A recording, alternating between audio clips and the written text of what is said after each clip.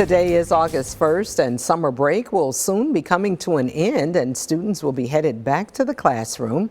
In addition to making sure students have the tools for a successful return to school, parents should also ensure their child is mentally ready to get back into the rigors of being back in the classroom. Joining us today to discuss the ABCs of back-to-school mental health is psychotherapist Dr. Barton Brown. She is no stranger to First at 4. Thank you for being here today. It's my pleasure.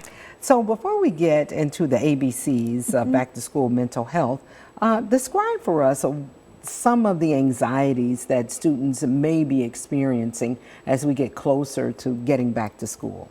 I think after having a summer of total fun, no responsibilities, no schedule, as parents, it's our job to get them ready by starting early with going to bed, start practicing getting up.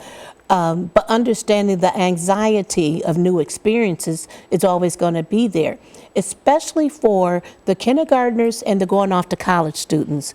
As parents, we have to be mindful how we present that challenge. So if we're tearful and we're crying all the time, the child is going to pick up and have the same anxiety. So we want to assure them that learning is fun.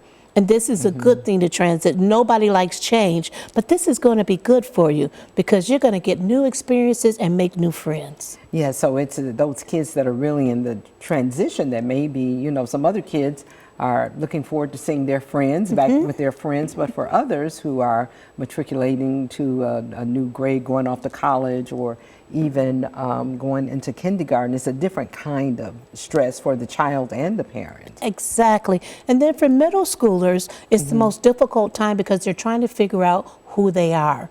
And so every little thing that happens affects their self-esteem. So as parents, we want to be aware and watch for the changes from the negative relationships and bullying versus positive friendships and how it's affecting them.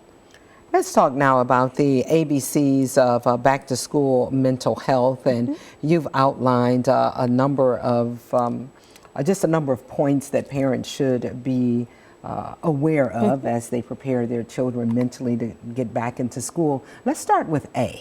So A is awareness, and we want to be aware of the signs and symptoms of depression. Many times parents will poo-poo off a child saying, I'm sad, when they're isolating, mood swings, changes in appetite, changes in their sleep, and when they lose interest in things they normally have interest in, that's the time we need to be aware and begin to take action, because those are indicators that they're going into a deep depression. And B on this scale is about balance. Balance of life and load. So we want to teach them at an early age that you're very dedicated to school and you balance out your load of school. So it's good to do your homework and have a routine for doing your homework, but also include some fun in the day. Let kids be kids. And even as adults, learn to enjoy ourselves in some part of the day. If you keep your nose to the grindstone, your nose is going to get worn out. Yeah, these are the ABCs of back-to-school mental health. And C is communication.